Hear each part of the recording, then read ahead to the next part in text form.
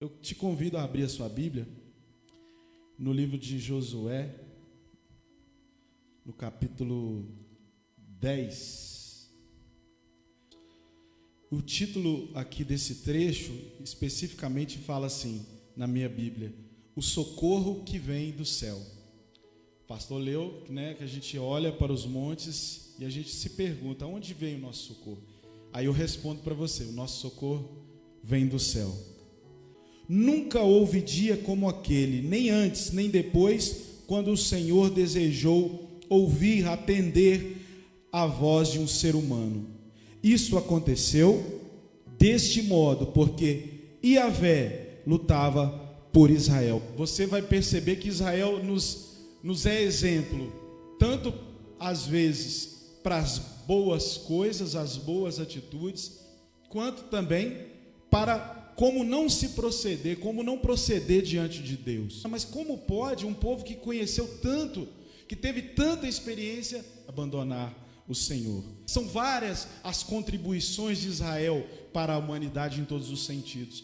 De Israel veio homens de Deus que nos ajuda, nos inspira a caminhar na presença de Deus. De Israel nós obtemos a palavra de Deus, mas principalmente de Israel veio o nosso Senhor e Salvador, e hoje nós estamos aqui por causa de Jesus, que se entregou por nós. Há, queridos, uma semelhança também de Israel em relação à nossa vida espiritual, porque como nós percebemos, e o pastor falou de promessa nesta noite, e Deus tem uma promessa na sua vida, amém, queridos? Deus havia dado tantas promessas para Israel, para o povo de Israel, mas, queridos, aprenda uma coisa nesta noite: ter a promessa de Deus não significa que você vai ter ausência de lutas, não significa que as lutas vão sumir da sua vida. Assim é na nossa vida, na vida do servo de Deus. Então já aprenda isso nesta noite, que promessa de Deus não significa ausência de lutas, amém, queridos? A promessa de Deus tem por característica ser sempre do jeito de Deus e no tempo de Deus. E uma história que muito me chama a atenção é a história de José. Quando a gente vê e começa a entender o processo de Deus na vida de José, todo o sofrimento, a partir das promessas que Deus teve com ele, aquela promessa dos sonhos, que a família ia honrá-lo, até o cumprimento dessa promessa, queridos, foram anos e anos. E olha, anos e anos, muitas vezes de sofrimento, como nós sabemos, de perseguição, como nós sabemos, de calúnias e até prisão. Conosco talvez está acontecendo a mesma coisa. Deus já nos prometeu tantas coisas, mas o tempo está se passando e nós começamos a questionar: Senhor, será que realmente foi o Senhor que me prometeu? Será que realmente a promessa que eu tenho guardada no meu coração foi o Senhor que deu? Porque o tempo está passando. Mas olhe para Israel, como eu falei, Israel é um exemplo para nós. Olhe para José, por exemplo, anos, se não me engano 22 anos, até se cumprir, e ele passou enfrentou todos aqueles problemas, mas enfrentou com o Senhor. Eis aí a diferença, queridos: enfrentar a vida, os problemas, caminhando com o Senhor. Deus tem promessa para mim? Tem. Deus tem promessa para todo mundo aqui. E eu vou falar, não tem uma pessoa que entrou aqui nesta noite que não tem a promessa de Deus. Por mais que às vezes você possa até se achar pequeno, mas não, você não é pequeno. Você tem a promessa de Deus. O Senhor, Ele não se atrasa em cumprir a promessa. Lá em 2 Pedro diz isso. E às vezes a gente acha que Deus se atrasa. Não, queridos, Deus age sempre no tempo certo. A promessa que Deus tem na sua vida, ela vai se cumprir, mas vai se cumprir no tempo de Deus, segundo a vontade e o querer do Senhor. Essas são as primeiras lições que eu quero tratar com você. Mas voltando agora ao texto, nós lemos que o nosso socorro, ele vem do céu. A resposta que Israel estava precisando no meio daquela batalha, ela não veio de homens, ela não veio do governo, ela não veio dos deuses falsos da região, ela veio simplesmente da mão do único Deus, o único que era capaz de dar o livramento. Muitas vezes nós buscamos respostas em tudo, menos naquele que pode e que tem a resposta sobrenatural. Andamos de um lado para o outro, caçando profetas, caçando palavras fáceis que massageiam o ego muitas vezes, e eu entendo. Sabe por que eu entendo isso? Porque a aflição às vezes, ela endoidece o ser humano. Olhe para o Senhor, porque é dele que a sua vitória, que a sua promessa se cumprirá. Então olhe para o céu, olhe para o Senhor.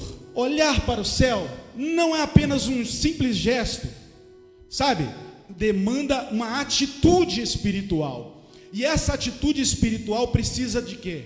Duas coisas: vida com Deus e busca. Vida com Deus significa que você tem que ter uma vida constante, uma relação com Deus, queridos. Não é simplesmente olhar para o céu, é ter uma relação com Deus. Você tem uma relação íntima com o Senhor? Você tem buscado ao Senhor? Porque busca significa o que Josué e tantos homens de Deus na Bíblia nos ensinam, é ter oração.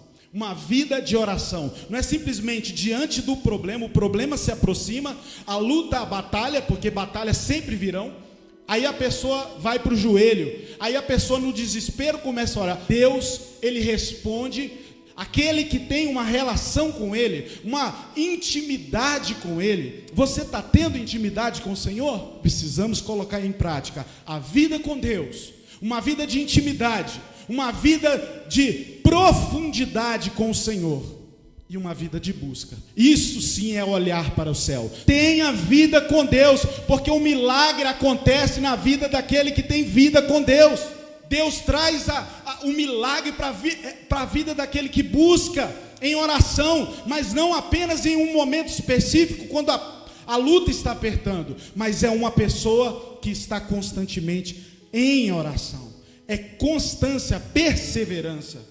Deus entrou e agiu em favor deles. Essa é a diferença, mas a diferença só acontece na vida daquele que tem uma intimidade com o Senhor. A diferença é o Senhor. Talvez você está indo no seu próprio entendimento. Eu estou lutando, eu estou trabalhando muito, eu estou estudando para ser cada dia melhor. Queridos, tudo isso é ótimo. Mas a diferença na sua vida, a diferença na faculdade, a diferença no seu trabalho, a diferença na sua família é e sempre será o Senhor. Então não abra mão do Senhor, da busca pelo Senhor, da intimidade com o Senhor por nada, porque Ele é a diferença, querido. Sempre foi para Israel e nas nossas vidas também. E volto a dizer, eu entendo isso. Eu entendo que a aflição provoca isso na gente, porque a gente está amedrontado, mas muitas vezes a gente toma essa atitude porque estamos um pouco ausentes na busca da oração e na intimidade com o Senhor. Então, quando isso acontece, a gente tem a tendência de buscar um caminho mais curto. E nesses tempos agora, quantas pessoas desesperadas, quantas pessoas em depressão, ansiosas, ansiedade matando, a ansiedade apertando. Sabe o que nós precisamos? A nossa ansiedade nós vamos vencer no Senhor. A ansiedade que tem afrontado nossas almas, nós vamos vencer no Senhor, na oração, na intimidade com o Senhor. Porque Deus, o Senhor, aquele que está lá no céu, é a nossa esperança, conforme a palavra diz no Salmo 33, versículo 20 ao 22, nossa esperança está no Senhor, Ele é o nosso auxílio e a nossa proteção, nele se alegra o nosso coração. Os montes dos problemas estão afrontando, De onde vem o socorro? O socorro vem do Senhor. O socorro está no Senhor. A Bíblia fala que no Salmo 46, Deus é o nosso refúgio e fortaleza. Ele é um socorro bem presente na hora da angústia. Sabe a angústia, aquele momento apertando, aquele momento que você pensa, você está pensando no amanhã e o amanhã está te perturbando, mas aquele que confia no Senhor, até na angústia, o Senhor está nele. Na depressão mais profunda, o Senhor está com ele, mas no Senhor nós podemos vencer a depressão, amém, queridos? No Senhor nós podemos vencer a ansiedade, no Senhor nós podemos vencer as turbulências que o mundo oferece diariamente. Em Isaías 45, 22, olhai para mim, diz o Senhor, olhai para mim e sereis salvos. Olha para o Senhor, olha para o céu, meu amado, olha na direção do Senhor, não olha para os problemas, não olha para as dificuldades, olha para o Senhor, amém? É fato que Deus lutava para Israel, mas não me precisa responder, por que Deus lutava para Israel? Sabe qual é a resposta? Aliança. Você tem uma aliança com o Senhor? A aliança é um pacto. O Senhor luta pelo homem, pela mulher que tem uma aliança firmada com Ele, e Ele nunca vai deixar de honrar esta aliança, por mais que os ataques venham a acontecer, e volto a frisar, sempre vão acontecer, as lutas sempre vão acontecer, enquanto nós vivermos neste mundo, mas nós estaremos seguros em Jesus, porque Ele é quem nos protege, Ele é a nossa força, a nossa esperança, a nossa fortaleza, porque nós olhamos para Ele com intimidade. O que provocou o sobrenatural? Foi Deus olhar para a aliança que Ele tinha com o povo de Israel. Quando Deus olha para você, para as suas lamentações, para os seus problemas, Deus pode olhar para você e falar: esse tem honrado a minha aliança, essa tem honrado a minha aliança, então eu vou agir em favor desse meu servo, em favor dessa minha serva. Quando o homem tem uma aliança verdadeira com Deus, Deus não o desampara. Lá em 2 Coríntios 4, 9 fala: perseguidos, mas não desamparados. Podemos ser perseguidos, mas não desamparados. Você pode ser perseguido, mas não desamparado. As provas podem estar te apertando, mas você nunca estará desamparado. Glória a Deus. Talvez você não está conseguindo momentaneamente visualizar, mas eu tenho algo para dizer para você, que Deus está preparando para você. Diz lá em Isaías 64, versículo 4: porque desde a antiguidade não se ouviu, nem com ouvidos se percebeu, nem com olhos se viu, um Deus além de ti, que trabalha para aquele que nele espera. Você está esperando no Senhor? Então Deus está trabalhando em seu favor. Talvez você não está vendo agora, talvez ainda não está, mas assim como aconteceu na vida de José, vai acontecer com você também. Então espera no Senhor, Ele cuida de você, porque você acredita que Deus tem que lutar por você, queridos. Você já parou para pensar nisso? Deus lutava por Israel porque Israel tinha aliança. A gente deseja o agir de Deus, mas a gente não quer um compromisso com Deus. Deus lutava por Israel porque eles estavam aliançados com o Senhor. Muitas pessoas, eles estão pregando sobre ter uma vida vitoriosa, mas eles esquecem de dizer que vida vitoriosa precisa ter uma batalha. Ou não? A vida de um vencedor, ele tem que vencer algo, tem que vencer a batalha. Então ele é vencedor porque ele vence alguma coisa. No seu caso são os problemas, queridos, são os gigantes, sabe? Os gigantes lá no seu trabalho, os gigantes na sua casa, os problemas que se levantam, sabe? Diariamente problemas se levantando. Você vence um problema, vem outro problema, é assim, sabe? Não é fácil viver nesse mundo mesmo, não. Mas sabe uma coisa que eu preciso recordar, e você grave também nesta noite. Eu sei que você não vai poder gravar tudo, Mas grava o seguinte: não importa o tamanho da guerra, não importa o tamanho do seu problema, o que importa é o tamanho do nosso Deus. E o nosso Deus, Ele é grande. Nosso Deus, Ele é todo poderoso. Ele é o Deus que tem poder para fazer um milagre acontecer nas nossas vidas. Amém, queridos? No estalar de dedos, no piscar de olhos. Agora eu vou falar uma coisa dura. Presta atenção também. Nem tudo vai dar certo na nossa vida, queridos. Algumas vezes nós vamos chorar. Talvez muitas vezes nós vamos chorar. Algumas batalhas nós vamos perder.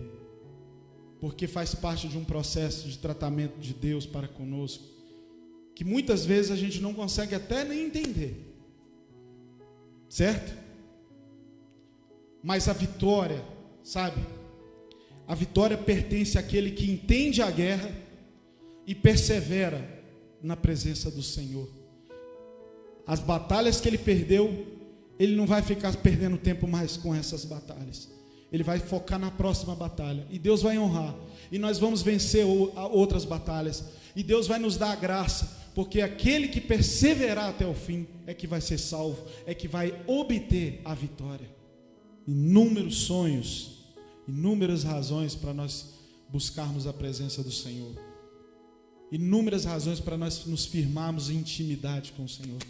Mas a maior delas, queridos, não é por causa de um carro novo, não é por causa de uma casa nova, uma casa própria, por causa de um melhor salário. O maior motivo é a sua salvação. É a aliança que você tem aí no seu coração entre você e Deus. O inimigo fará de tudo, te lançará problemas, te lançará setas, que se você estiver bem protegido na sombra, debaixo da sombra do Senhor, das asas do Senhor, elas não te atingirão. Corra atrás dos seus sonhos, vença as barreiras, mas principalmente honre a aliança que você fez com o Senhor. É o principal. De tudo que nós temos nessa vida, é o principal, é honrar o nosso Deus. Amém, queridos? Esta é a maior guerra que você precisa vencer. Queremos muitas realizações, mas a maior das nossas realizações é estar com o Senhor, é olhar Jesus face a face. Que seja essa a sua maior vitória. Amém, queridos?